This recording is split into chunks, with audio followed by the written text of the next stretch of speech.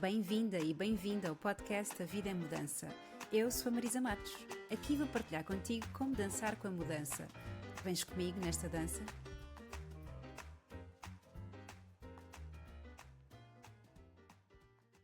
Olá, hoje tenho comigo a Diana Catarino, que é uma mulher que exala musicalidade e energia boa. E eu começo por dar as boas-vindas à Diana e também começar aqui com uma pergunta que me vem, que é quando ouves a palavra mudança, Diana, o que é que te surge? Olá, Marisa. Então, olha, em primeiro lugar, quero agradecer o convite para participar no teu podcast. Ah, é com muito gosto que estou aqui contigo. E a primeira coisa que me vem à cabeça quando eu penso em mudança é dor. Hum, A mudança é sempre um processo, de alguma forma, doloroso. Penso que às vezes são microdores, outras vezes são dores muito grandes. Uhum, E penso que isso é que faz todos nós, de alguma maneira, temos tanta resistência à mudança. Penso que é uhum, muito por aí. Não sei o que é que tu uhum. pensas sobre isso. Estava a pensar nas respostas que tenho obtido ao longo deste podcast e é raro as pessoas terem um primeiro pensamento e um primeiro sentimento positivo em relação à mudança. Ainda que as pessoas que eu convido para o meu podcast, eu olho e de fora parece-me que vocês dançam muito bem com a mudança. E eu acho que também és um bom exemplo disso. Estavas-me a contar em off que a tua vida é recheada de mudanças. Por isso, conta-me um bocadinho como é que tu, tendo vivido tantas mudanças, te relacionas com esta dor. Pronto, é assim, em primeiro lugar, eu acho que esta dor e eu estou a usar, penso eu, uma Hum, palavra forte, mas sim. bastante que corresponde exatamente àquilo que nós passamos na mudança. Eu penso que há estudos que apontam isso mesmo, que a dor da mudança é uma realidade. No meu caso, eu tive tantas mudanças ao longo da vida. Muitas delas foram impulsionadas pela vida, não estavam nos meus planos. Outras delas foram impulsionadas por mim, porque pessoalmente, eu sinto que é a mudança que nos faz avançar. Se Uhum, nós olhamos para um determinado aspecto da nossa vida e vemos que alguma coisa não está a funcionar de alguma maneira, a única coisa que nós temos que fazer é analisar, observar e ter uma estratégia para mudar aquilo. Pode ser uma coisa muito pequenina, pode ser uma coisa muito grande. Hum, e depois também, como eu venho da música clássica. hum, Eu sou saxofonista profissional, fiz o conservatório completíssimo, licenciatura, mestrado, estou em doutoramento, e, e, e nós músicos, sobretudo os da música clássica, aprendemos que temos uma grande resistência à dificuldade.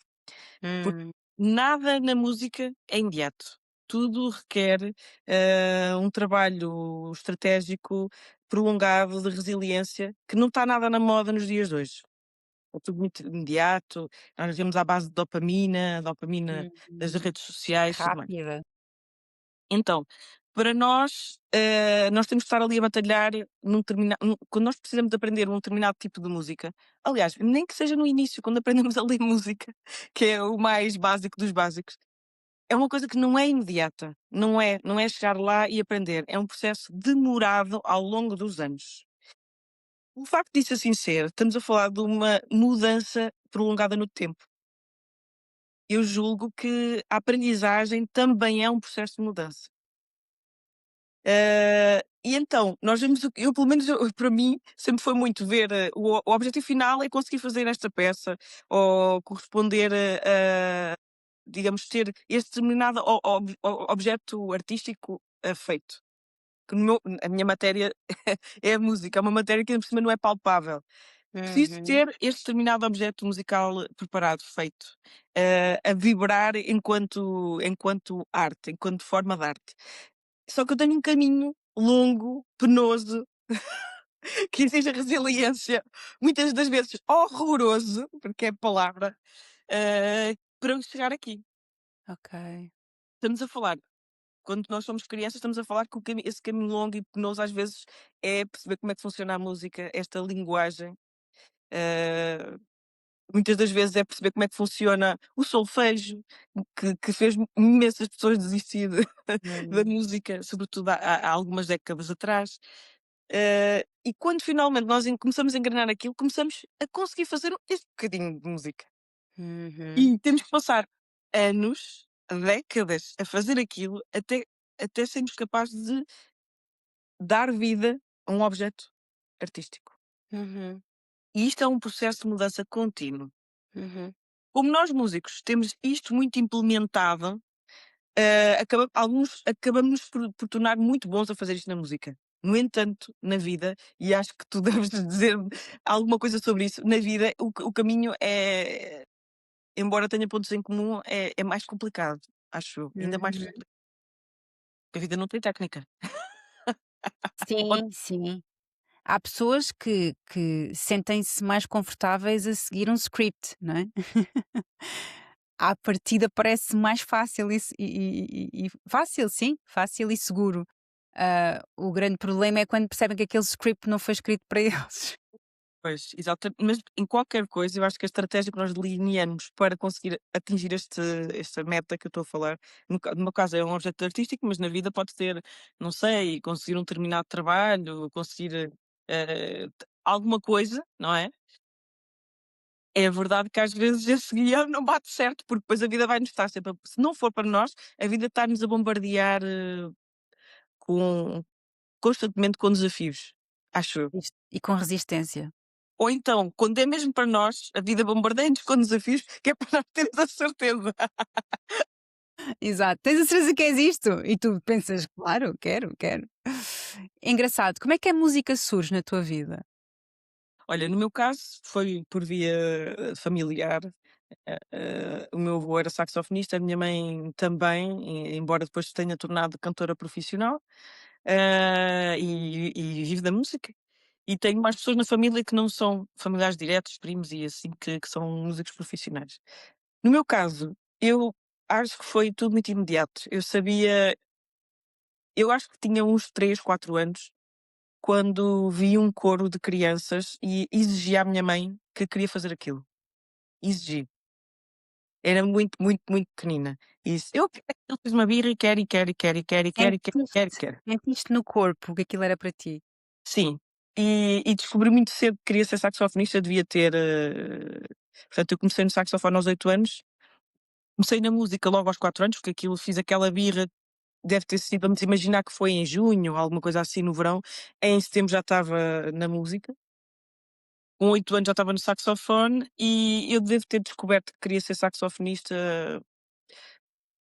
sei lá, quando devia ter uns 12 anos, 13 anos, e ao pé do meu professor de saxofone e disse-lhe diretamente como é que se faz para eu ser saxofonista profissional. E a primeira coisa que ele me disse foi: "Tens a certeza, isto é uma vida muito complicada, nunca mais vais ter fins de semana, nunca mais vais ter", e ele disse-me a verdade, nesse Aham, sentido.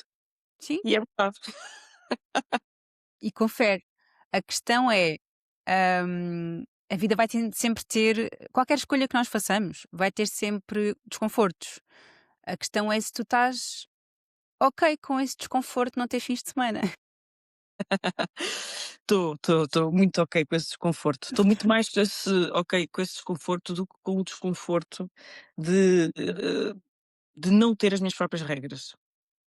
Isso sim é um desconforto. Para mim, digamos, esta rotina de geometria variável que eu tenho e que muitos artistas têm, porque os dias não são todos iguais, os nossos compromissos não são todos iguais. eh, as pessoas romantizam muito a vida de músico, mas acontece muitas vezes a levantar mais 2 da manhã, ou às 3, Hum. ou às 5 e ter estado a tocar até à meia-noite, ou a levantar mais 5 da manhã e ter estado a tocar até às 2 da manhã, ou fazer quilómetros imensos para apanhar aviões, para enfim, são sacrifícios, reais. No entanto, para mim permanecer, amarrada em regras que muitas das vezes são altamente disfuncionais, Uhum. acho que vivemos numa sociedade muito disfuncional. eh, É um sinal de alerta nós estarmos demasiado adaptados a uma sociedade muito disfuncional. Totalmente. Então, acho que para mim, eu estou ok com isso. Sim. E eu acho que de facto esse é o segredo para nós estarmos de bem com a vida tal como ela é. Primeiro, quando sentimos que tivemos autonomia de escolha, não é? Podemos escolher o nosso caminho, e ainda assim embarcar com esses desconfortos que estão sempre associados. Por isso a tua história é muito interessante nesse sentido de tu descobrires muito cedo o que é que querias ser. Eu revejo-me um bocadinho, porque eu sabia que queria ajudar pessoas, pá, aquele clichê de com 13 anos dizer que quer ajudar pessoas, não sabia muito bem ainda como. E tu dizes eu quero ser música e levas logo ali com um estalo de realidade, porque o teu professor foi muito. Ele foi muito honesto nesse sentido. E tu mesmo assim pensaste, quero a mesma, também continuo a querer. É, eu acho que bom, dificuldades essa continuo a querer, esse é muito vivo nos dias de hoje. Uhum. É muito vivo nos dias de hoje, desde essa altura até agora. Agora, se perguntarem se houve desafios e dificuldades e dias sombrios, olha, houve muitos desafios, muitas dificuldades, muitas provas duríssimas ao longo deste caminho. E, no entanto, penso que aquilo que se mantém constante é que eu estou certa de que é o que eu quero fazer, é o que eu tenho para oferecer à sociedade, é isto. Ah, e é isso, e em última análise, penso que é isso que nos dá força. Quando nós temos digamos, uma missão muito grande, uma razão muito grande para fazer determinada coisa, dá-nos muita força para ultrapassar todo o tipo de objetivos. Uhum. E penso que digamos, essa missão tem que ser genuína, porque se não for suficientemente forte, acho que nós desistimos pelo caminho. E todo o tipo de desafios que eu tive, eu vi muitas pessoas a desistir pelo caminho, mas muitas, muitas toneladas de gente a desistir pelo caminho ao longo dos anos, uns a desistir da música, outros a desistir do saxofone, outros a desistir dos palcos, outros a desistir disto e daquilo. A minha loucura e a minha grande força é uma resiliência muito grande. Isso eu sei. Porque essa missão, esse sentido de missão é muito grande. Sim, Senão sim, sim. eu não tinha essa resiliência. Tenho Ah, sentido vou, de missão. vou pegar nesses desafios que tu viveste e perguntar-te, para além desse sentido de missão, o que é que te ajudou mais a ultrapassá-los? Em número um, é é porque em pano de fundo realmente eu tinha essa história e eu quero fazer música, a minha função é esta. Não que eu não pudesse fazer outro tipo de profissão, com certeza estaria apta, seria capaz de fazer, mas eu levo a minha missão muito a sério. Então, nesses momentos todos foi, realmente, esse ver isso, sempre, essa luz, sempre, sempre, sempre. Foi apoio familiar, porque Uhum. isso conta muito. Essas 2 coisas foram fundamentais. Agora, não posso dizer que a ajuda veio de muita gente. Eu acho que este caminho de ultrapassar obstáculos é muito interno, Uhum. Um pouco é muito solitário? é solitário. Uhum. Mas é solitário não no mau sentido, é solitário porque há um ponto em que nós temos que olhar para dentro Uhum. e entender que a responsabilidade é nossa. Não daquilo que nos acontece, porque nós não temos responsabilidade pelo que nos acontece, mas no sentido em que nós temos a responsabilidade de nos mantermos vivos, nos Uhum. mantermos a dar à sociedade e temos a responsabilidade da autolapidação, ou seja, de nos irmos modificando para melhor. Sim, sim. Independentemente do que nos acontece. Claro que os desafios de uma pessoa vão ser estes, outros vai ser estes, outros vai ser estes, mas não existe quem não tenha. Certo. Sim, e um bocadinho como o que estás a dizer é a responsabilidade de eu não tenho responsabilidade daquilo que me acontece, mas tenho responsabilidade na forma como reajo àquilo que me acontece, não é? Como respondo àquilo que me acontece. É achar uma solução. No fundo, é achar uma solução para aquele desafio. Sim, E, sim. e nem que seja, muitas das vezes eu estava a ter com a cabeça na parede porque eu quero isto, quero isto, quero isto, quero isto, e aquilo, às vezes, em última análise, já não é para nós, ou não é para nós daquela maneira, ou naquele momento. Uhum. E é preciso perceber o momento certo de ver que a solução onde é que está a solução? Olhar para a solução, eu olho mais para a solução do que para os problemas, de Sim. uma maneira E geral. é uma estratégia que ajuda bastante, é bastante Lá está, é a tal história da música, nós temos uma peça para preparar, horrível, dificílima, que demora meses, que vai exigir todos os dias batalhar não sei quantas horas sobre aquilo, entender aquela obra de vários ou seja, uma coisa que se torna um objeto tridimensional, apesar de Uhum. ser, não ser palpável, música, não é? Sim, sim, Mas vamos ter que abordar aquilo. Quando eu digo abordar aquilo, tenho que abordar aquilo do ponto de vista técnico, solfejo, do que é que lá está, o que é que o compositor quis dizer, histórico, qual é o contexto histórico daquilo, a nível emocional, o que é que alguém quer, ou o que é que alguém vai sentir com aquilo, o que é que se pretende, qual é a sim, emoção que está a sim. ser veiculada por aquilo, Uhum, e no final o resultado vai ser alguém sentir algo com aquilo e eu sentir algo com aquilo. uhum, Agora esse caminho é um caminho muito delicado, muito demorado. uhum. Do tempo, não é um dia, nem 2 nem 3, não é possível fazê-lo em tempo. Sim. Uma coisa que me surge quando te ouço é o quão claro para ti estava o que é importante para ti, ou seja, os teus valores. Não digo tanto os teus valores, mas tu saberes claramente o que é importante para ti. Ah, Uhum. porque lá está, o que eu muitas vezes observo até em processos de coaching é que as pessoas querem muito uma coisa, mas ainda não têm a certeza se querem aquilo realmente por elas ou por uma pressão externa, por exemplo. No teu caso, não me parece de todo que a pressão fosse externa, ainda que tivesses influência na família da música, não é? Mas com 12 aninhos a dizer eu quero ser isto, estava muito claro para ti. Há pessoas que demoram mais tempo a perceber o que é que querem fazer da vida. Então, de facto, os processos não são lineares, cada pessoa tem a sua experiência de vida e há pessoas que só aos 40 é que descobrem realmente o que é que querem fazer da vida e o que é que lhes faz sentido. Mas este autoconhecimento, que não tem outro nome, é de facto aqui uma coisa muito marcante. Mas eu acho que é muito difícil perceber o que é nosso e o que é nos outros.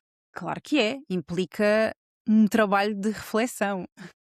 É muito difícil e há sempre um determinado mesmo em mim, eu sinto isso, há sempre uma determinada parte que não é nossa. Claro. Eu vou dar aqui um exemplo. Eu conheço pessoas que, infelizmente, tiveram mães com muitos problemas de saúde ou problemas psiquiátricos, por exemplo.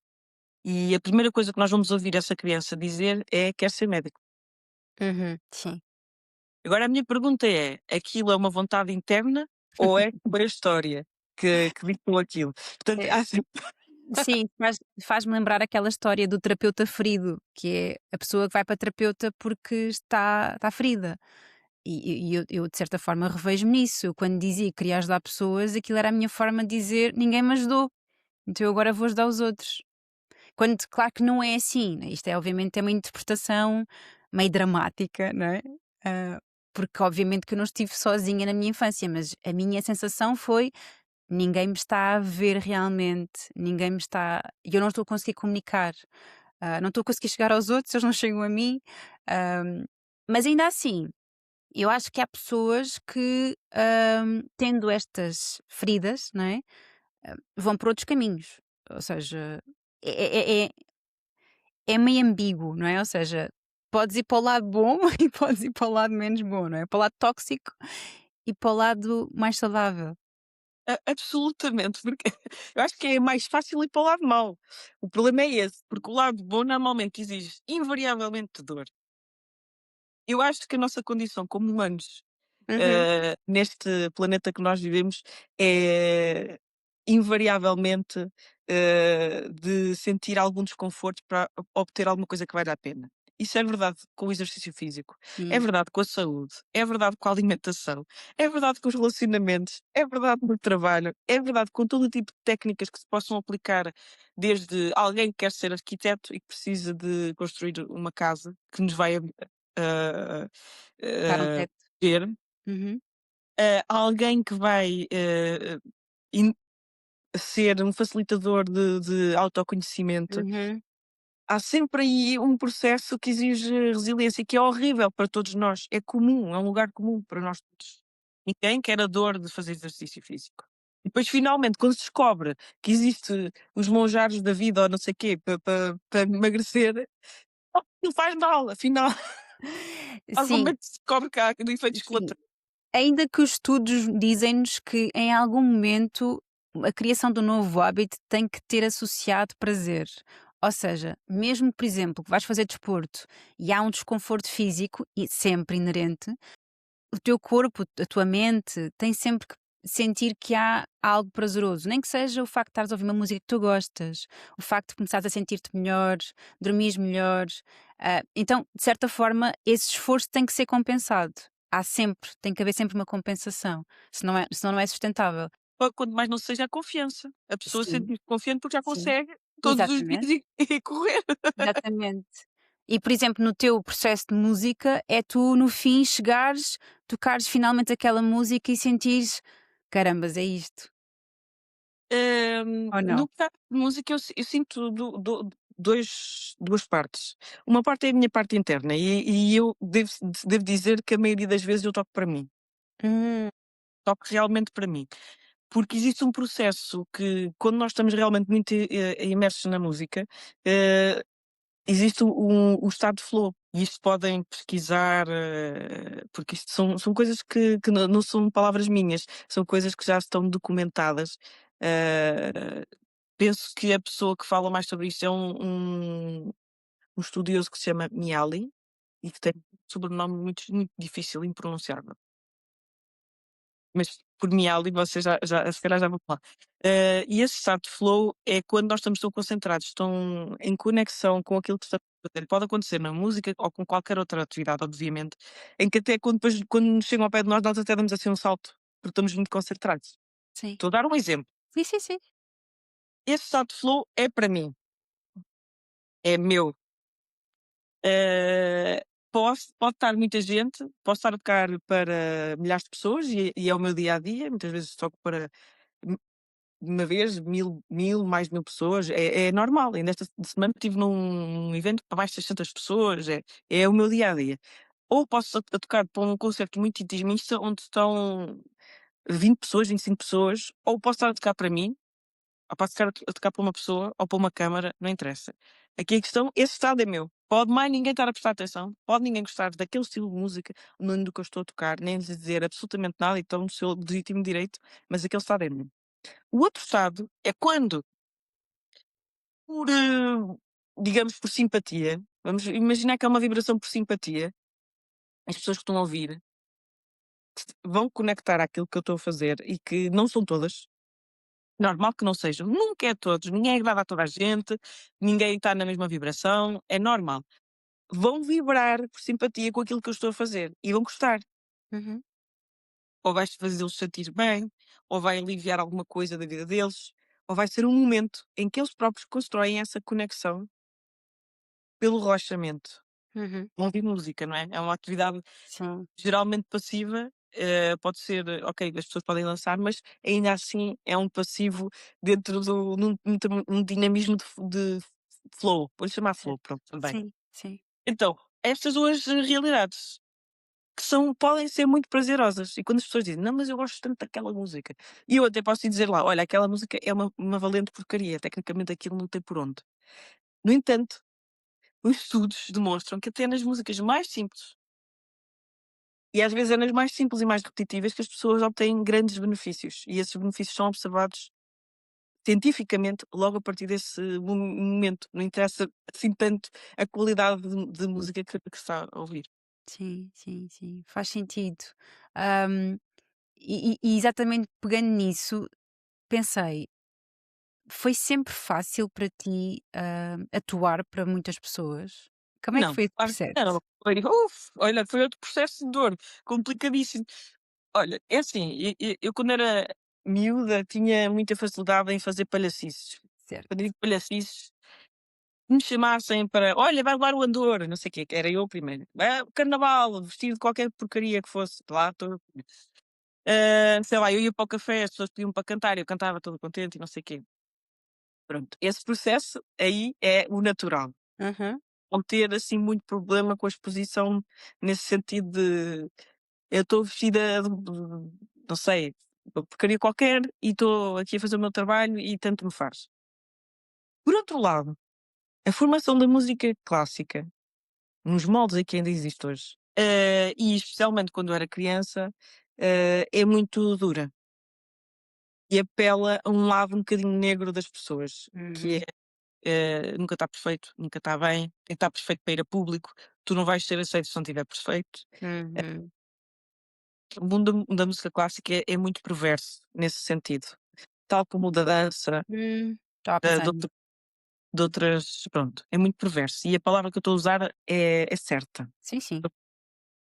E o que é que acontece? Eu sofri muito desse ou seja, tem que estar perfeito para ir a público, então eu ficava muito nervosa quando comecei finalmente a tocar, quando antes de tocar oficialmente, antes desses 8 anos, olha, eu fui para palco, eu caí, eu fiz e eu aconteci, eu fiz dança também, fiz uma carrada de coisa, estava sempre à vontade. A partir do momento que comecei na música clássica, fiquei presa a isto tem que estar perfeito para ir a público. Isto não está o suficiente, isto nunca é o suficiente, nunca é o suficiente, nunca é o suficiente. E isto é uma coisa que nos mata aos poucos. E que todos os músicos da música clássica têm noção disto que eu estou a dizer. Todos. Quem fez o caminho sabe. E essa é a razão número um pela qual muitos desistem. Porque é um sentimento horrível. Certo. Então, por exemplo, nos cantores ainda é pior, porque o instrumento está dentro deles. Então, quando dizem assim, olha, isso não é o suficiente, tá, o instrumento está cá dentro. Então, é como tu não és o suficiente. Exatamente. Pronto, é horrível. Uhum. E foi preciso muito, muito tempo, as tais 10.000 horas de prática que se fala, são coisas que estão documentadas, que nós só conseguimos um determinado nível de aperfeiçoamento numa dada área, qualquer ela, Sim. quando passamos as 10.000 horas de fazer aquilo. Uhum. Foi preciso anos, e eu quando eu digo anos, estamos a falar, eu toco saxofone há 20 e tal anos, quase mais perto de 30 de que há 20 e tal anos, e já toquei todo o tipo de coisas, fáceis, difíceis, com música, sem música, orquestra, não sei eu já perdi a conta, chega-se a um ponto que eu arranjo maneira de aquilo se parecer natural, de ser natural, e da maioria das vezes eu não estar-me a sentir bem e ir para o estado de flow. Certo. Mas durante muitos anos só senti o sofrimento atroz e horrível do perfeccionismo que me incutiram dentro da minha formação de música clássica. E isto é verdade para muitos músicos. Uhum. Sim, faz sentido. Já na parte da dança também tinha ouvido muito esses relatos. A minha pergunta de reflexão para ti é: ahm, será que é mesmo necessário esse. Ou seja, como é que nós encontraríamos aqui um equilíbrio entre ensinar com rigor e com qualidade, sem essa pressão tóxica? Isso é uma questão excelente e é uma questão de consciência. Olha, eu pessoalmente, como professora, porque eu também dou aulas num conservatório e desenvolvi um método junto aos meus alunos que eliminasse o máximo possível isso, especialmente quando eu os acompanho desde crianças. E posso dizer que os meus alunos, os pequeninos, que estão comigo desde o início, não estou a falar dos mais velhos que vêm de outros professores que já têm esse programa instalado. Todos eles vão fazer música com prazer, Hum, porque eu desenvolvi um método para que isso aconteça. Agora, o que é que acontece? Na maioria dos casos, o que eu sinto é que a música clássica e a maneira como se ensina música clássica, especialmente dentro dos conservatórios, mas não só, é uma forma que precisa de uma reforma. Tal como todo o ensino. Atenção, o ensino precisa de uma reforma urgente. E não estou a falar de reformas administrativas nem políticas, eu estou a falar sim. de reforma de como se aborda o aluno. E não é estar a Humana, a professores não parte têm nada a humana. ver. Estamos noutra era. Estamos noutra era. Chega de massacrar alunos.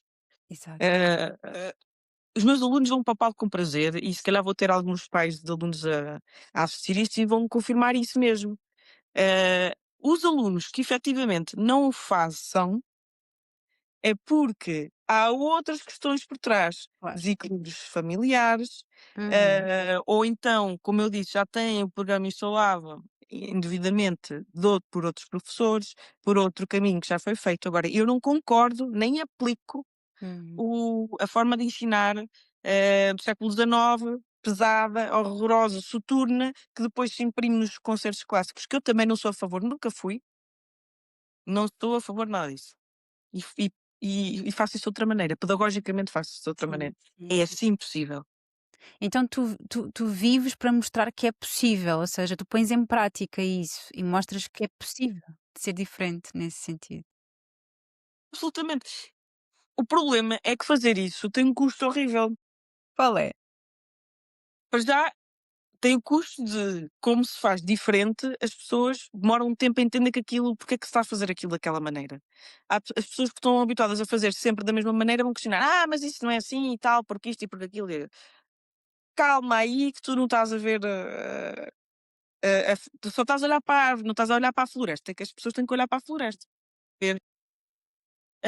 E depois causa um elemento de estranheza, nos nossos, colegas, muitas das vezes, causa um elemento de estranheza na sociedade, Uhum, nunca é fácil estar a fazer diferente. Mas sim, eu gosto de fazer, mostrar que é possível. sim. E depois quem quiser segue, e já tem o caminho aberto. Sim, sim, sem dúvida. Eu acho que lá está, fazer diferente é sempre, causa sempre desconforto, às vezes até mais nos outros do que em nós. Hum, E nós também. e nós também, e nós também. É verdade, porque é sempre é muito mais há aqui várias coisas associadas, não é? O sentimento de pertença, o ser validado e visto pelos outros, porque também é uma necessidade importante. E quando nós fazemos diferente e as outras pessoas estão a estranhar, pá, temos que acreditar muito naquilo que estamos a fazer, não é?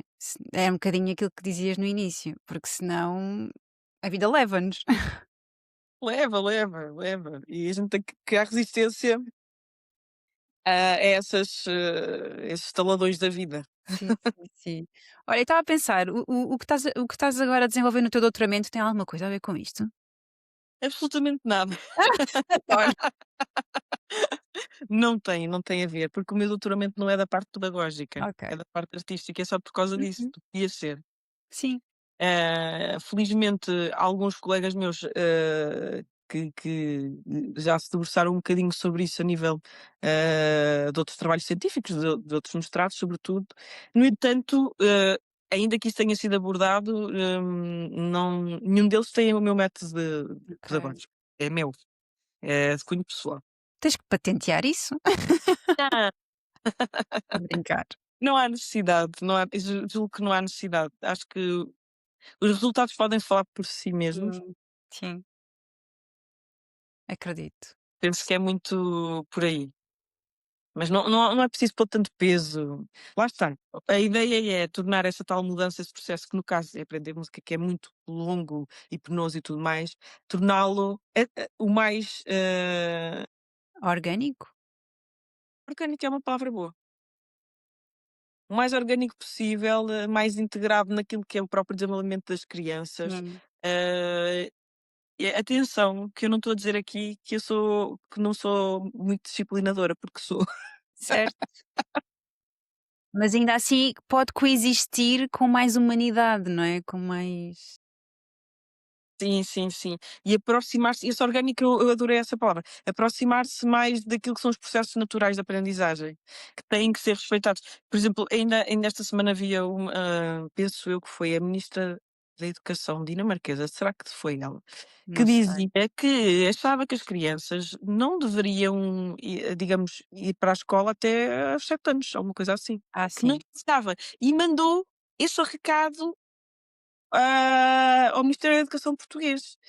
Ou seja, porque é que ela está a dizer aquilo? Porque os processos de aprendizagem que se dão até essa idade são uns, e a partir dessa idade são outros, certo. que inclui a interação social, processos emocionais, pronto, enfim. Eu, por exemplo, eu lembro-me que aprendi, fui para a escola com 5 anos, Pois. e não sei se tenho dúvidas se Tens foi bom, dúvidas? tenho Sim, dúvidas. eu sei que a geração dos meus pais, eles entravam com 7. Depois eu acho que a coisa foi cada vez sendo mais precoce. Eu entrei com 6, tinha acabado de fazer os 6 em agosto, entrei logo em setembro. Acho que tivesse ficado mais um aninho também não me tinha feito mal. Ahm, e agora começamos a ter situações em que as crianças, algumas, entram com ali a roçar os 6, mas ainda estão nos 5. E assim, eu estudei o desenvolvimento das crianças, porque eu estudei terapia ocupacional, ainda trabalhei com crianças. ahm, e a importância que é o brincar. E porque eu acho que muitas pessoas que não são destas áreas nem percebem a, a importância do brincar no desenvolvimento da criança. Ou seja, ela aprende, o brincar ensina-lhe sobre a vida, que depois vai ser super importante para aprender a ler, a escrever, a fazer contas, ao raciocínio lógico, matemático, o que for, por aí fora. Ah, mas agora já começamos a ter assim uma vertente de pessoas que vêm muito ativamente falar sobre esta importância do brincar, mas ainda com desconfiança, ou seja, a sociedade ainda olha para isto com desconfiança. Porque tudo o que tem a ver com brincar, prazer, lazer, é É quase uma meio que funcionalidade. Olharem para isso dessa maneira é desfuncionalidade. é desconsiderado, não tem importância. Quando na verdade nós precisamos disto tudo. É muito por aí. Mas sim, e o desenvolvimento das crianças, tem que ser visto de outra maneira. É assim, tem que se olhar de outra maneira para as causas desta, gigante disfuncionalidade que nós estamos a viver, e penso que nós em Portugal especialmente, porque é o território onde habitamos, temos que começar a olhar para certas coisas de uma outra maneira e em vez de dizer simplesmente isto não funciona, não funciona, não, isto não dá, não dá, aqui não dá. Não, calma aí. Há coisas que requerem mudança. Lá está, voltamos à palavra, requerem mudança, mas requerem também observação. E essa questão do desenvolvimento das crianças, eu penso que é crucial fazer-se, mudanças, reformas, para que isso seja mais natural, porque o facto de estar tudo tão antinatural, porque as crianças não brincam, não estão na rua, não interagem, não têm contacto com os germes, com as bactérias, comem mal, não têm uma família funcional, nada funciona, estão expostos a um nível de estapafúrdio de violência.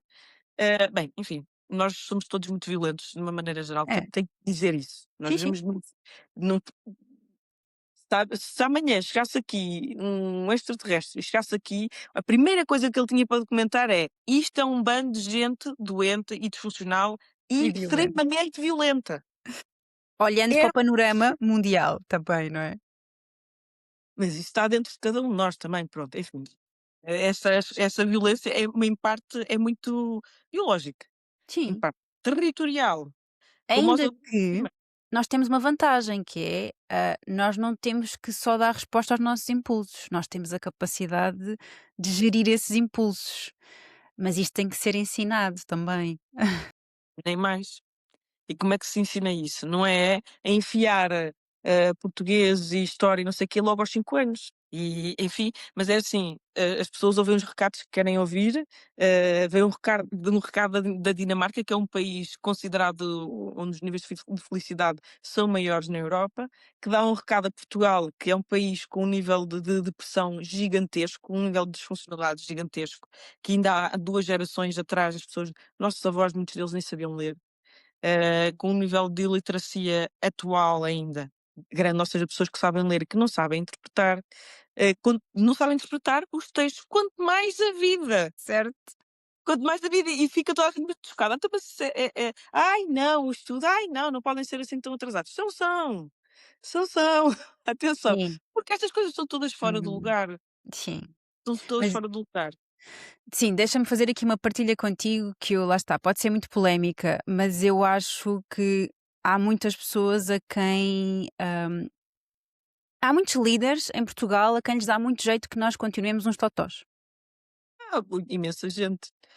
Imensa gente. E então, no que diz respeito ao ensino, a minha área é a música e o ensino. No que diz respeito ao ensino, é muito conveniente manter as pessoas o mais Submissas? ignorantes, submissas, confusas, porque são muito mais manobráveis e tornam-se só reacionárias, reagem como aos animais, né? Se chegar ao pé de um animal e fizeres qualquer coisa, ele vai reagir, não é? Pronto, enfim. é instinto. E nós temos mais dessa parte de animal, é instinto, do que queremos admitir. Uhum, Ah, e por outro lado, também é altamente conveniente que as pessoas não saibam pensar, não haja processos de raciocínio claros.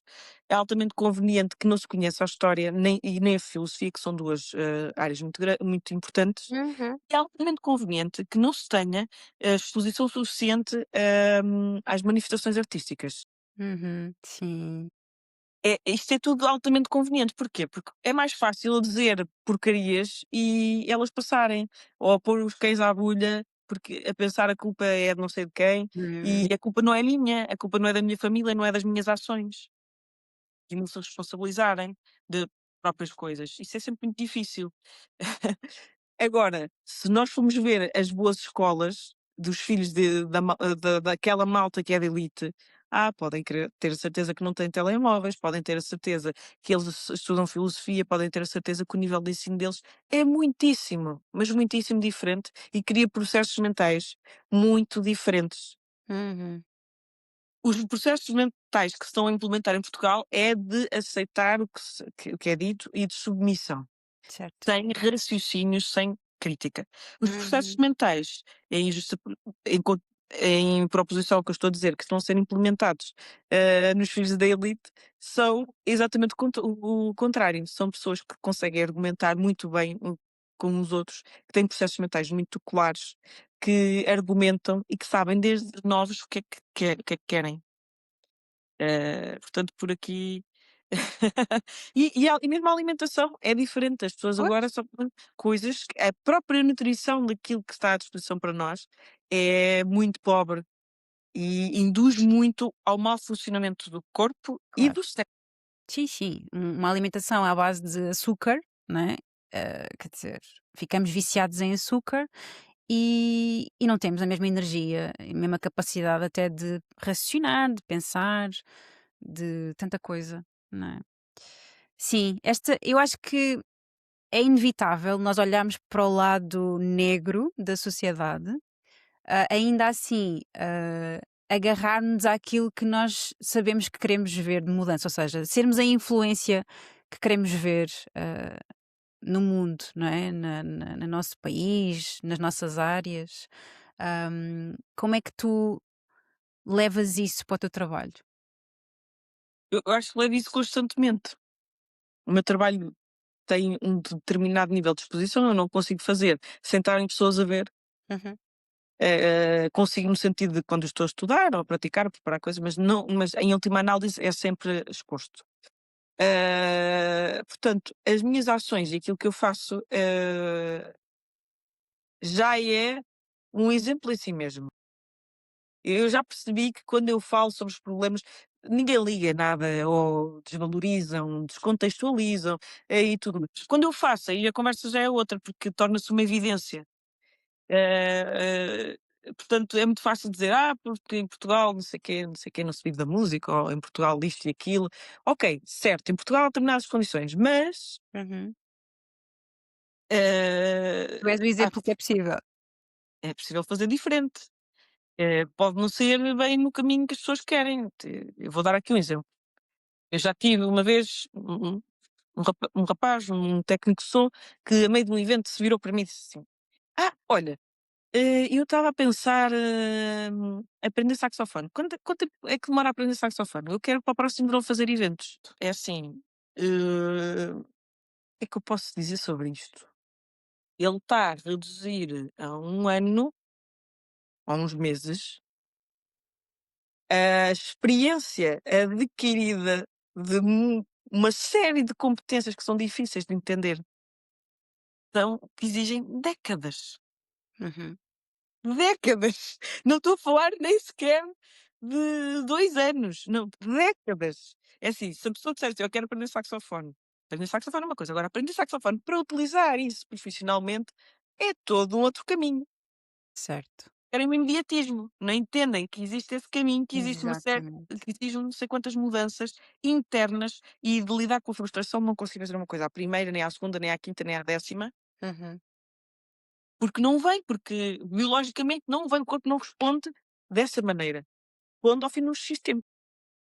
É como um Verdade. outro treino. Eu não posso dizer assim: "Olha, vou começar a correr e para o ano vou para os Jogos Olímpicos". Exato. É exatamente a mesma coisa, não é?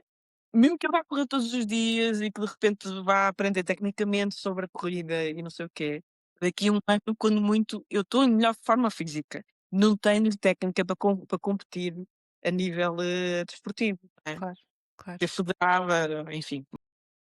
Sim, sim, lá está. Há processos que podem ser mais rápidos, mas nunca a um nível, ao mesmo nível, não é? De um nível profissional. ah, sim, sim, sim. Isso faz-me lembrar um bocadinho aquelas pessoas que vêm de uma área completamente diferente e dizem: Ah, olha, vou estudar coaching, quero começar a ajudar pessoas daqui a um ano. Não é que não seja possível, mas se calhar implica um bocadinho mais de dedicação, de tempo.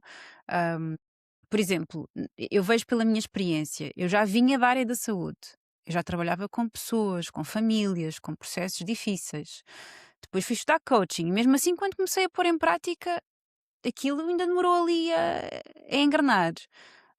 E ainda hoje em dia tenho que fazer supervisão, ou seja, eu sinto a necessidade de, olha, preciso de falar sobre este caso com alguém que tenha mais experiência.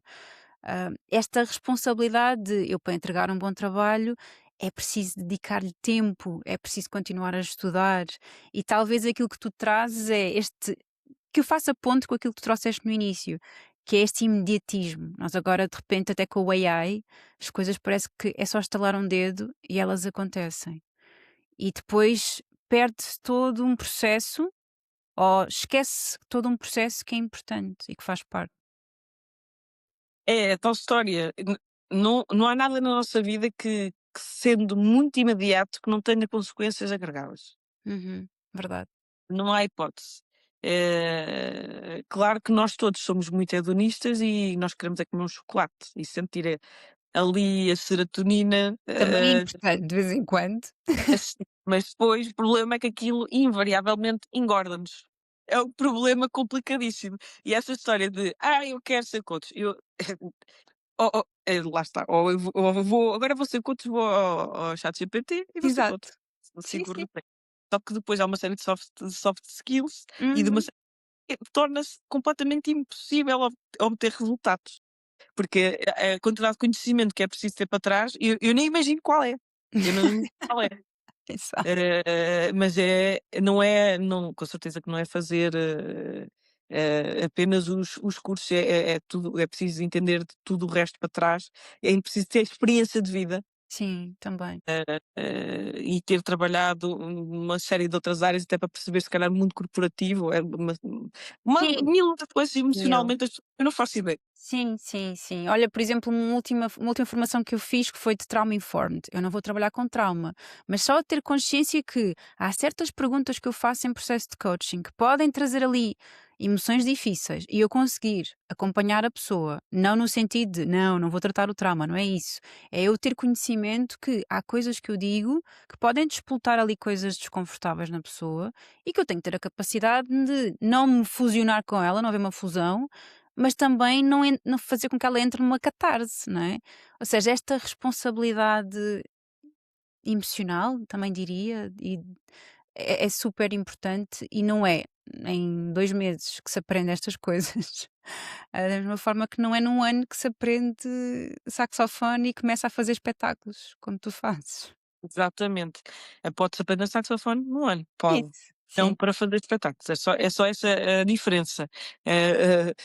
Eu se forem pegar nos meus alunos que tocam há menos de 6 meses, eles obviamente conseguem tocar alguma coisa para vocês. Os Uhum. meus, Claro. outros não sei, os meus tocam. Estou a falar sério, estou a ser muito Sim, sincera. sim. Tenho uma relação real com a música, não é Exato. uma relação com, lá está, com aquela forma de ensino bolorenta com que eu não concordo. Pronto. Sim, e mais uma vez, isto depois observa-se no corpo, não é? Porque tu consegues perceber quando uma criança está a tocar com prazer e quando ela está a tocar com eu não posso falhar. Isso é um assunto bem delicado, porquê? Tudo o Uhum. que na música, tudo o que tem muita técnica exige relaxamento. A técnica só é eficaz no relaxamento. Olha, estás a Não ver? problema. Então, Isso é um bom Era argumento para mostrar aos que estão a tentar fazer de forma ainda. sim, tudo uma técnica eficaz vai ser bonita e leve e relaxada. E é um bocadinho também como no desporto. Eu acho que quando nós vemos alguém a lançar um dardo, alguém, os saltos nos trampolins, enfim, bom, eu acho que aquele gesto que nós passamos: "Ai, é tão fácil, eu fazia aquilo", aquela típica conversa de café, eu fazia aquilo. Porquê é que as pessoas dizem isso? Porque é um gesto muito bonito, porque a técnica é muito bonita. É harmonioso. É, harmoniosa, obedece à eficácia que tem que ter e obedece normalmente à natureza biológica do nosso corpo. No saxofone também é assim. Enfim, às vezes, claro que nós temos um olhar, diferente, mas a melhor técnica vai ser aquela que é mais relaxada. Até isto aqui já vai mais ao encontro daquilo que eu falo no meu doutoramento. Máxima eficácia, muito através ou seja, a eficácia por via também de relaxamento, do relaxamento. Engraçado. E o que é que acontece? Uma criança tem que estar relaxada, tem que saber bem o texto, não é? Tem que saber o que vai fazer, Sim, teve sim. que passar horas a martelar. Isso passou, Uhum. não é? Yes, A aprender. A função dela é aprender também, é estudante, tem que estudar. exatamente. Esta Praticar, estudar. esqueceu-se, esqueceu-se esta função do aluno. A função do aluno é estudar. Uhum. A função do aluno é estudar mesmo. Sim, sim, Porque há estudantes que não estudam, não entendem que a função deles, a profissão deles é estudar, exato. certo? O Pronto. papel deles é estudar, ponto. Entendendo, fazendo o caminho de resiliência, de entender como é que lidam com o corpo, como é que absorvem aquela técnica toda, e atingindo o relaxamento e estando bem preparados, obviamente, por mais que possam estar nervosos, que até pode acontecer, Hum. mas vão se sentir muitíssimo mais à vontade para fazer aquilo do que se a técnica fosse inadequada, tivessem a doer não sei aonde, certo? Uhum. É a importância também do bem-estar, né, de estar bem. Já para não falar que uma técnica previne todo tipo de lesões e o Pois. relaxamento é para evitar lesões também. Exatamente. Sim, porque se pensarmos até fizemos aqui uma analogia para a vida, quando nós estamos em resistência, as coisas parece que não vais entrar num estado de flow. É impossível, não é? Olha, eu agora podia levar isso para a minha vida, porque às vezes ando num stress, Olha, fica aqui a dica, Diana. às vezes ando num stress e sem descansar e sem férias e essas coisas todas. Sim, E como é que vais gerindo isso, não é? Porque tu tens muita energia. Agora, como é que se gera isso? eu não posso dizer que eu faça uma boa gestão disso. Eu vivo muito, eu sou muito orientada para o trabalho. Muito, muito, muito, muito. E às vezes tem custos. Mas arrisco-me a dizer que o trabalho te nutre bastante. Sim, nutre-me bastante, sim, muitíssimo, mas Uhum. há riscos. Claro que há. Há riscos para a saúde, para a vida pessoal e tudo mais. Tem que ter um equilíbrio. Eu tenho dificuldade em ter equilíbrio entre descansar. Consigo estar muito tempo a trabalhar, trabalho até tarde, trabalho fora de horas, enfim. E foi muito difícil arranjar barreiras para dizer não, agora isto agora não é a altura de fazer isto, ou tem que ficar para amanhã. Saber dizer que Eh, não a convites também.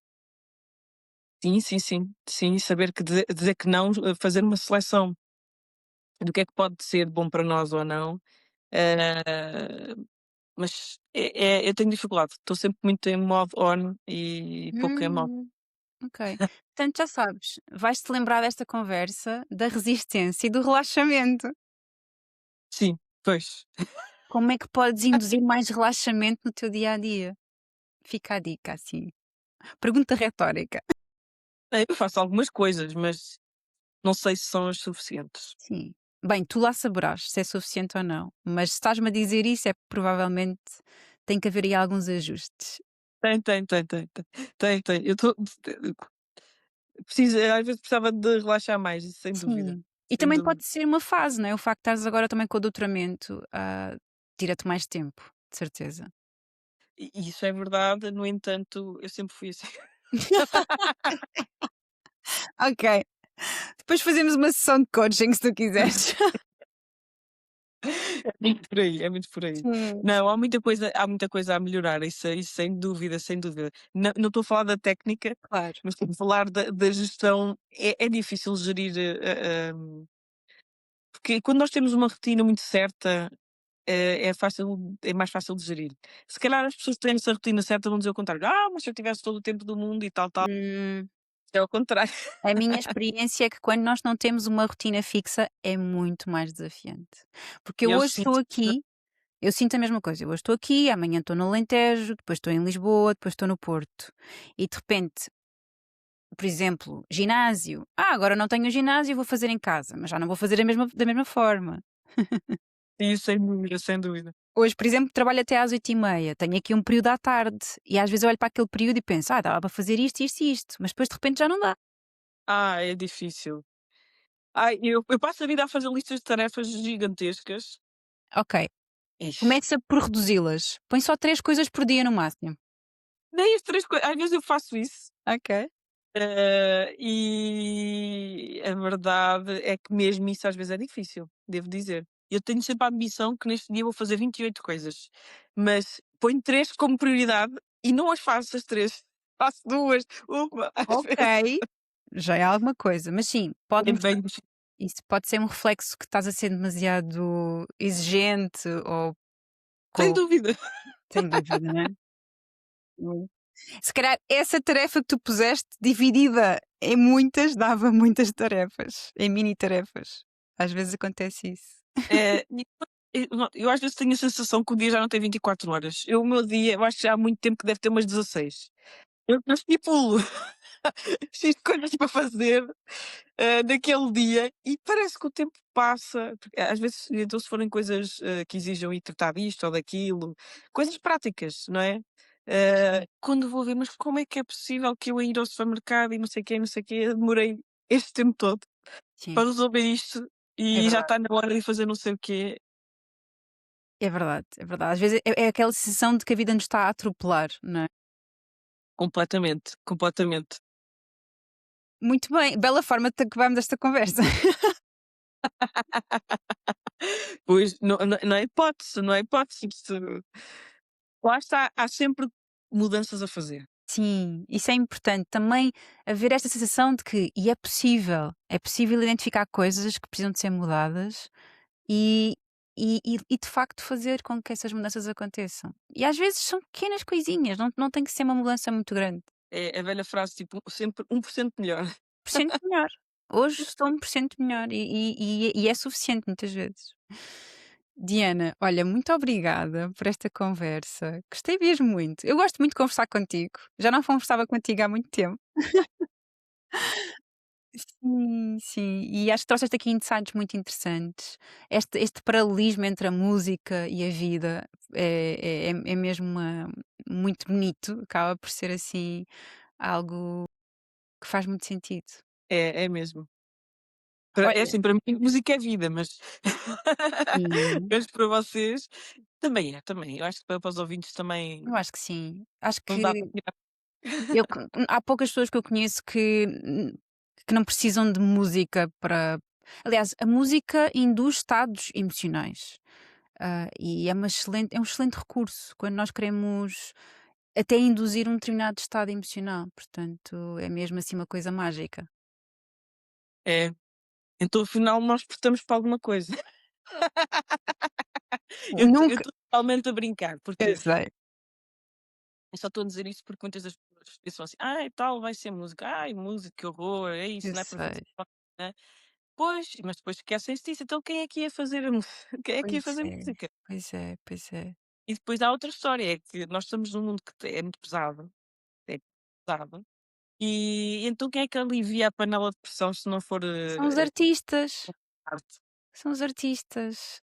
Portanto, podíamos começar a agradecer um bocadinho mais, porque a função existe Uhum. e é essencial à nossa sobrevivência. Sem dúvida. Eh, Tão essencial como ter uma casa para viver, embora não pareça, porque não é palpável. Pois não. Nós não podemos viver sem arquitetos da mesma maneira que não podemos viver sem médicos, da mesma maneira que não podemos viver sem artistas.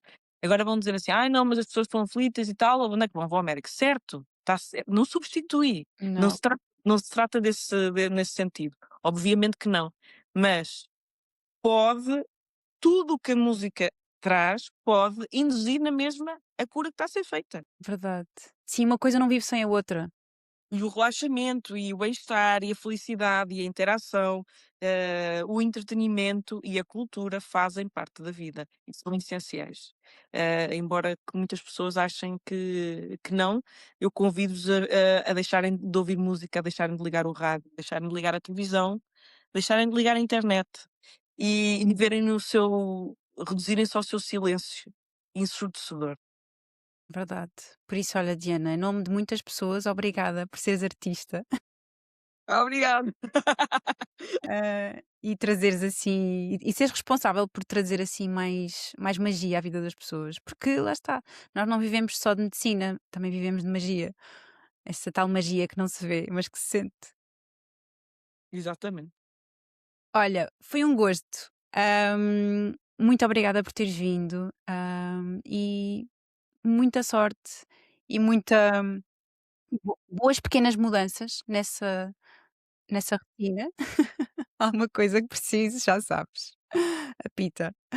Obrigada, um beijinho grande, fica bem. Foi um gosto. Até breve. Chegamos ao fim deste episódio, a dança de hoje fica por aqui. Eu volto em breve. Até lá não te esqueças de seguir este podcast, subscrever o canal do YouTube e dar o teu feedback. Obrigada por me ter escutado.